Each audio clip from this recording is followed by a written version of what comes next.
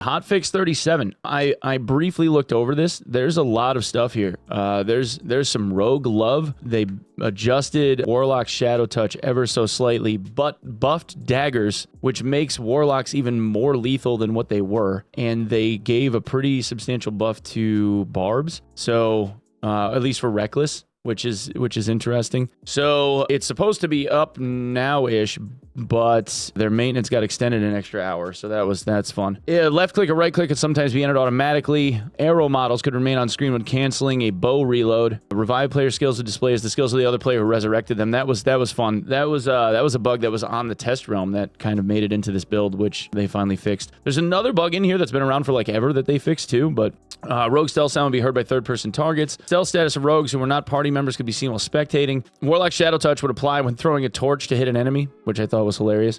Players could be hit by melee attacks immediately after using Warlock Phantomize. Fixed an issue where the cloak skin could come off when restarting the client. Torch falling on the ground was not displayed as a changed effect. All attribute options for chest and legs armor were fixed to 2. So on the spreadsheet, when the patch went live, we saw this on the spreadsheet where minimum and maximum were both 2. So I think max is supposed to be 2, but obviously it should be able to roll like a 1-all instead of just 2-all all the time. That was kind of broken. So that being fixed is, I suppose, is a good thing. Fixed an issue where ale wasn't actually inside it. I don't know what that means. Maybe they were showing, maybe it was like ale wasn't actually in your inventory, but it showed that it was. I don't know. Campfire sound was not output. Cave maze module where chests and monsters could spawn at the same time. So you'd have chests and monsters on top or inside of them. Okay, yeah. So now we have rewards were set too low relative to Goblin Caves 1 layout. So one of the Goblin Caves maps wasn't given shit for loot, and that got fixed. Fixed an issue where one of the escapes was not displayed on the Goblin Caves minimap. Where that's been an issue like a lot, where there'd be like one of the fixed exits, one of the static exits wasn't showing on the minimap, like the little stairs icon. So that being fixed is good. Fixed an issue where quest objective Prison A did not exist, so now we have Prisons A. I'm gonna guess it's the same module as Prisons B, but they just renamed it to Prisons A. Fixed an issue where players could get caught in door frames when moving. Fixed an issue where Frost Giant would bounce too much after dying. The memes from Frost Giants dying. Fixed an issue where monsters were sometimes unable to properly track players. Fixed an issue where items other than fighter weapons from the Squire supplies could not be set as supplies when the fighter was equipped with both Weapon Mastery and Slaughterer perks. Who the hell uses Slaughterer?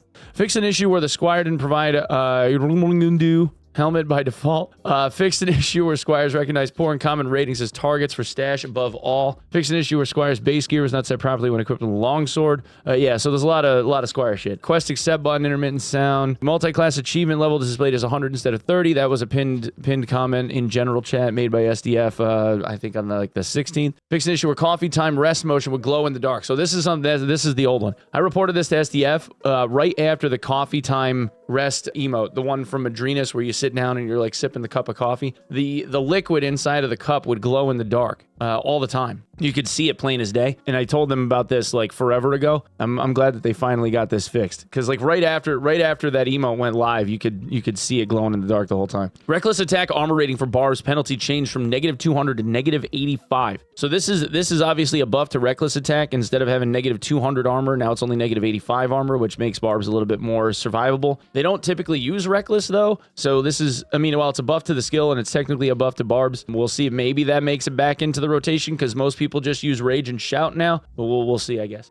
Torture Mastery got buffed. Rogue strength, vigor, and resourcefulness. So strength is 9 from 6. Vigor is 6 from 5, and resourcefulness is 20 from 25. So interaction speed with like opening chests and doors and stuff gets slower, but they have more base melee bonus. So this is from a combat perspective, this is a buff to rogues. It gives them slightly more health, and it gives them a considerable amount more damage on their base kit. So this is actually a pretty solid buff for rogues, believe it or not. That might actually help them out when it comes to like the low gearing stuff. Because right now in low gear they're pretty weak, you know, and then they obviously scale like crazy as they get like better and better stuff. So this might actually like flatten that curve off a little bit. I would have liked to see them do something to like curb it at the high end a little bit, but maybe they will. We'll see what happens. Backstep cooldown changed from 22 seconds to 14 seconds. It was 9 before 2 months ago. Yeah, but I mean, so the meta changes over time, right? Like it was 9 2 months ago, but they also, when they nerfed Rogue Strength, they also buffed dagger damage at the same time. Now we have a whole lot more damage mitigation off of the rip, even on base kit gear, because there's a lot more armor value. So it makes sense that they would give them the 3 points back. It's not like saying, oh, well, they nerfed us and they just gave it back again, you know, whatever. Like, they're trying to keep them still, like, you know, that relatively even keel while still giving people, like, damage mitigation options. So, like, they needed a bit of a buff, but it's not like, oh, well, we should have had it the whole time, because that wouldn't have made sense. Ranger's backstep cooldown changed from 22 seconds to 14 seconds. Okay. I haven't seen Rangers use backstep yet.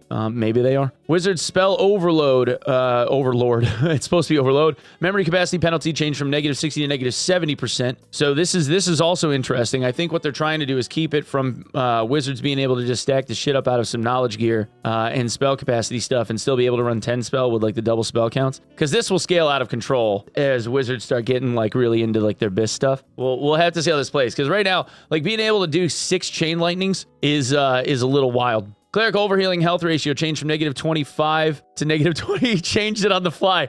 As I'm reading it, he edits it and it says it's overload instead of overlord. Oh, I fucking love these guys. Cleric overhealing health ratio has been changed from -25 to -20. All right. Yeah, that makes sense. I'm good with this. The scaling, obviously, like when you're starting to stack HP, like on the barb side, right? You get barbs that are in like the 250 HP range, and then you get another 25% health on top of that. That just makes them into Giga Tanks. So I could see that getting nerfed. Warlock Torture Mastery health recovery changed from 1 to 2. Okay. And the attribute bonus ratio changed from 15% to 10%. Now, if I may, this piece of it wasn't necessary, like at all, for me. The 10% change is kind of brutal. Base kit, though, this getting put back to this getting made into 2 HP per tick is a huge buff on the base side. See, because the biggest issue with Torture Mastery has always been the amount of gear that you get when it comes to plus health, right? Like plus healing, is the scaling was garbage when Torture Mastery only had like 1 HP per tick of healing. Because you would do the 2 curses, and if you didn't have Curse Mastery, you barely ended up making up like the health that it cost to spend on the spells to begin with, because it was what, 12 HP to cast the 2 curses, and then you needed like full duration just to get back the health on the ticks from them. It was rough as heck. But the attribute bonus ratio being changed from 15 to 10% like further nerfs the scaling of it. So you now have, in my opinion, this makes it so that Torture Mastery with like some basic plus healing gear, right, enables a lock, especially if they get like a few points of will. It enables a lock to actually have some sustain with the build, but you still end up needing, like, for it to be comfortable, you're still going to need like plus 15 healing over time. So it's a buff for people that are low geared to be able to make Torture Mastery kind of sort of work, but it's a big nerf on the scaling of it on the back end. I don't think that was necessary. I think they could have gotten away with like just adding a point on the base end, and this still would have been fine with the 15% scale. I'd actually like to see them revert this and make this just 15% instead, because then I think the kit has staying power, right? Because the extra 1 HP of healing isn't really going to modify it all that much, and then you actually give Warlocks options on the higher end where you could get away with like plus 12, and then they could actually like, you know, start focusing on spell damage and not again need like a kit that's costing like 20,000 gold or something on the high end in order to be able to like really make the build sing. But you know, we'll see what they do. So somebody in Warlock chat made up this graph, and this says heal per second comparison with 60% magic power. So if you have somebody that's got like a decent amount of magic power gear, and then they start trying to throw in like Curse Mastery, and this one is 30%, which looks like it's the same. I think somebody just mislabeled it. Yeah, this is 60%. 30% wouldn't make sense here. Yeah, it can't be this. It's got to be 60. All right. So somebody with 60% magic power, which, you know, that's a lot of will scaling, don't get me wrong, but you can get 60% on a Warlock. It's not impossible. The idea here though is this whole dotted line is what it used to be with the 15% scaling. You can see that the line is steeper, and then this is the more shallow line for the base. So with 60% magic power, you can see like instead of it being 2, it's 2.5 and change, right? Thus the 60%. So it's like 2.6-ish, which would make sense. But on the scaling, you get a whole lot more magic heal. So this is each health per tick. So when you cast the 2 curses, each one of the curses would tick for 2.5 health with 60% scaling. But this basically just flattens this line out. And if this was 30%, which is about where most warlocks end up residing when they're in like lower grade gear, you could just slide this down to just north of the 2, but it would keep the same slope, right? So the inflection point would probably be somewhere around like 11 magic heal on the old line, something like that. The point being, though, is that you can get like, 6 HP per second with relatively minimal plus healing gearing as long as you have enough will scaling to be able to support it. And you can get like, 3.5 at 7.5 magic heal. So the idea being that the lower geared kits will be able to do what they used to much, much earlier on because they doubled the base rate, which is it's actually kind of huge to be able to pull off what they're trying to pull off. So it's an overall buff. Even though people think it's not a buff, it's an overall buff because it frees up a lot more stuff. I mean, and if it were me, I'd be looking at getting like 5 to 7 magic heal and then start scaling out on magic power anyway, because that's just going to buff the damage that you're doing at the same time with the curses that you're casting. So it's not going to do anything. It's not going to do anything for power sacrifice, right? Like power sacrifice is a 3 damage per second tick no matter what you do. Curse Mastery is the only thing that makes power sacrifice do more damage because it ticks for 2 additional seconds or 2 additional ticks, 3 additional ticks, whatever it is. But on the magic healing side, like the change to Torture Mastery giving 2 HP per second is overall it's actually a pretty substantial buff. Yeah, the hood and gloves would give you 7. Yeah. Because you could technically get 4 off the hood if you had a legendary hood, and then the epic gloves I think give 3, or the blue gloves give 3. Like blue and epic gloves give 3. At the very least, like base amount, you can get 6 off of like blue and purple hat and gloves. So you're sitting here already, just right off the rip. But instead of getting 5 HP per second off of your cast, now you're getting 3.25. So it's considerably different if you have decent magic power. It frees up stats, honestly, for warlocks to be able to build something more diverse that has like a little bit more staying power. Instead of having to focus on just magic healing gear, they can get some key pieces, especially with the newer itemized stuff, and then they can focus on like getting damage out or like getting HP built into their stuff or run speed or whatever, where otherwise they would have had to throw magic heal into those spaces in order to like get the sustain up for Torture Mastery, which is why it became so expensive to begin with. Now it gives them the ability to be able to like, build out something relatively decently fleshed out instead of having to focus on just getting healing gear. But now with this, just on base kit with the two, it'd probably be like 2.2 healing per second, 4 HP per second on that curse. Gives you 36-ish health, 40 health, depending on like how much will you have off the rip. It gives you like about 40 HP on your 12 health cast for the 2 curses. So it's a pretty substantial return on the curse casts. It gives you a lot of sustain, and you're gonna see a lot of warlocks like soloing the shit out of Lich again. 100%. It'll be a lot of Lich warlock solos now. Warlock spell predation absorbs all removable magic buffs from the target. So this is also huge because if you have a bard that comes rushing through a door and a warlock hits them with predation, that bard instantly gets like neutered, completely screwed. The moment that you hit them with predation, they're done because they lose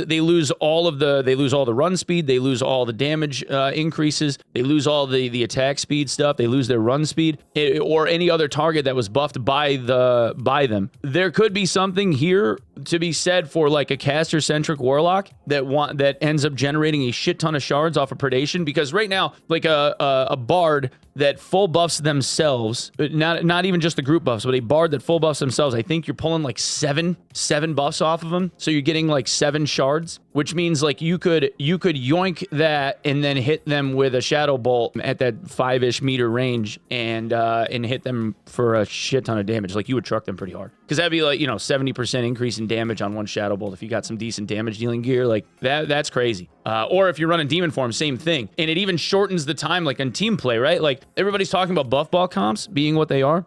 one of the most common comps if you're running like with a Warlock in the party is you do like Warlock, Cleric, and then a Bard, and the Warlock brings spell predation if they're going to run like demon form, for instance. Warlock brings Bard brings all their shit along. Warlock brings spell predation, and now it just, instead of having to have the Bard like do a whole bunch of buffs like multiple times in a row so that you're taking like 3 at a time off of them, now you're doing all of them at once, and it just cuts down on the amount of time it takes because you can just yoink that off the Bard and then hit the Cleric for like whatever the Bard buffed them for, and now you've got all 10 stacks in about 4 seconds. So yeah. That's actually a big buff to like time. It's a time saver.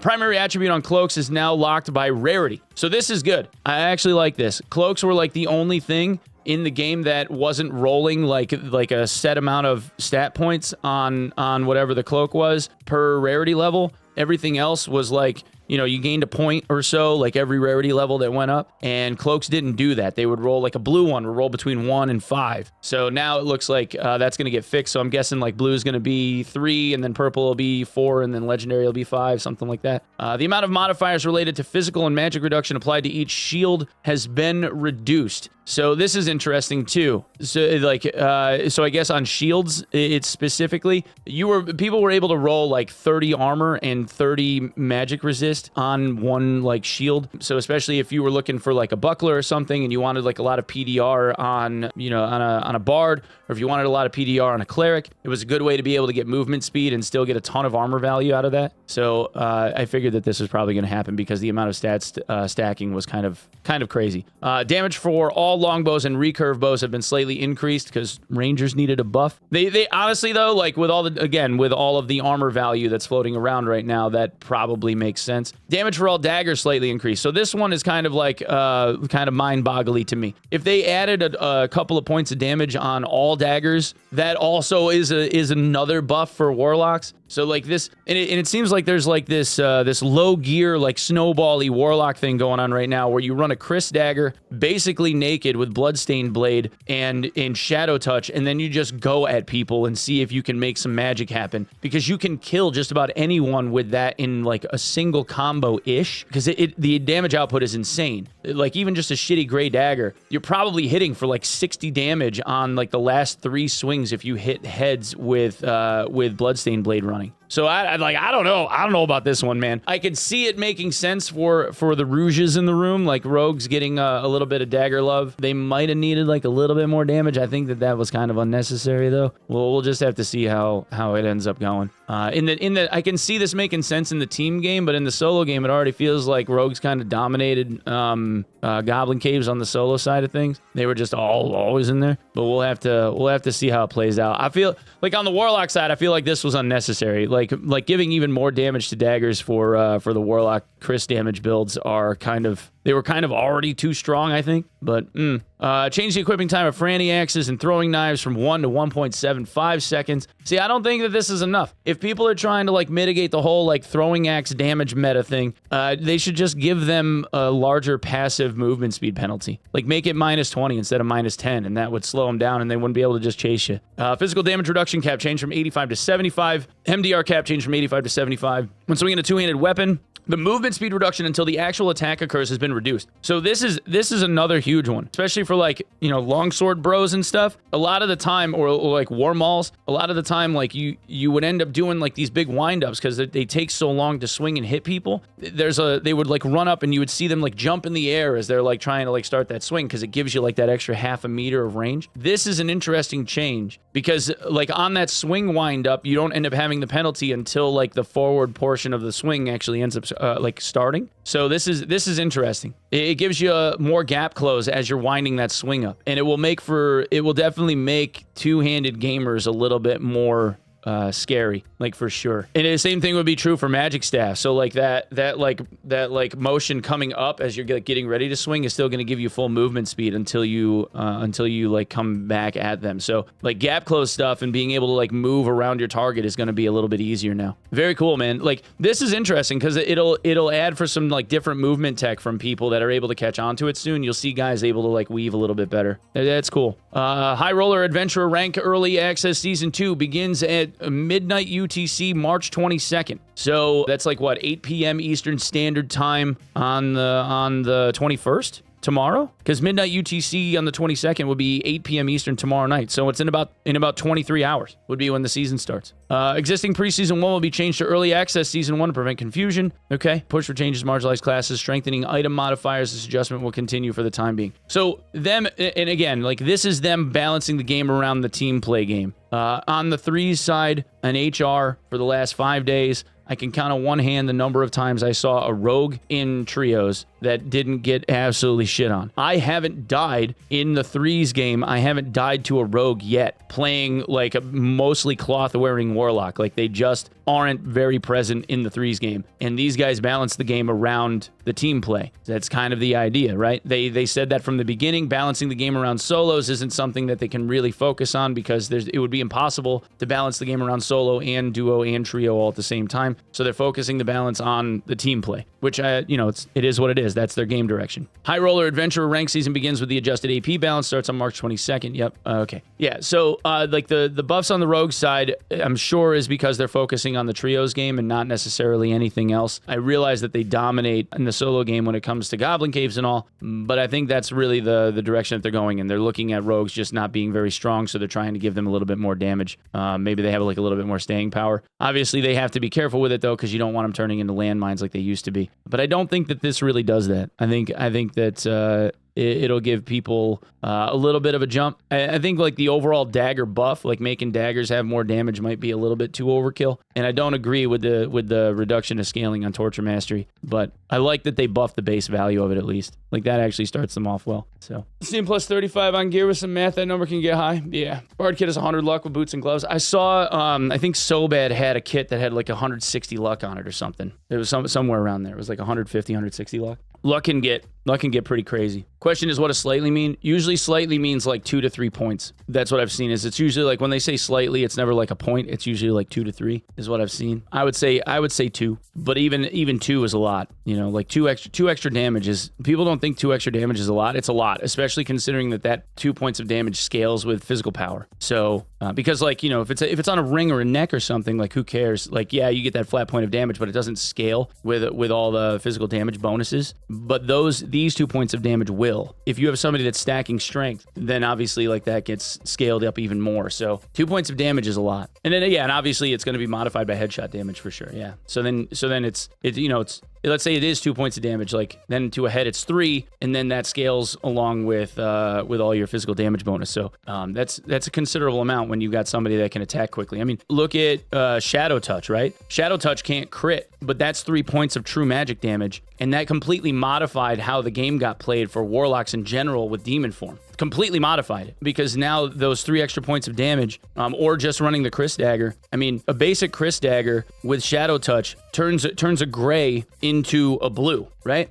Because of those 3 extra points of damage. Those are really like that's the separators. Like it's about a point of damage, like per quality value, right? A blue Chris Dagger is now the equivalent of like a legendary Chris Dagger just from that one talent alone. And then you put 7 additional points of damage onto it with Bloodstained Blade, and now all of a sudden it's like, holy shit, like, you know, you're hitting like a train, you know, just off of a Chris Dagger. You know, like a blue Chris Dagger with Bloodstained Blade was with no like strength modifying gear at all. Like you're hitting about, like once you get to the second swing in that Chris Dagger combo, because the last 3 swings all hit for the same amount of damage. The swings 2, 3, and 4, like that stab and twist, and then the overhead slash, you're hitting like 62 points of damage just using a blue Chris Dagger, hitting him in the head, and 3 points of that is true just from that one little talent, you know? Not to mention the healing that you get off of it, right? So like 2-3 points of damage is a lot in this game, especially considering that it scales with physical power. So yeah, I think rogues are going to very much enjoy this set of changes. I think we're going to see them a lot more commonly used in team comps. Repose is probably making a journal entry right now, like, oh my god, SDF actually did it. I can't believe this, chat. You know what I mean? You got to get his nerf every patch. Nerfed who? Who nerfed? What's the matter? What do you mean, Silo? Don't ruin it for the locks. Listen, man, I'm all about locks getting love. Don't get me wrong, right? But you can't say that Warlocks aren't really strong right now. They are. They're really, really strong right now. And they're like, I don't see sense in like having given Warlocks a passive buff, because they got buffed. They got buffed to shit. Like extra dagger damage on an already really strong build was probably unnecessary. And I disagree with the scaling change on Torture Mastery, but I like that they buffed the base. So overall from like base kit perspective, like this is a buff, but I don't think it's enough to be able to push people into using Torture Mastery. And then Spell Predation getting a buff. I mean, overall, Warlocks got buffed with this patch, and I don't think they needed it. It is what it is. But SDF, thank you for the patch. SDF is in here. Stop talking about the Chris. Wait, can I VIP him? Anyway, yeah. So that's the patch notes, and that's what I think about it. I mean, overall, I think it's a buff for some lesser used classes. I don't see why the Warlock needed the changes that it did, aside from the Torture Mastery change. Like the base Torture Mastery change makes sense. But I don't think the scaling needed to get modified. Yeah. But that's it. Yeah. All right.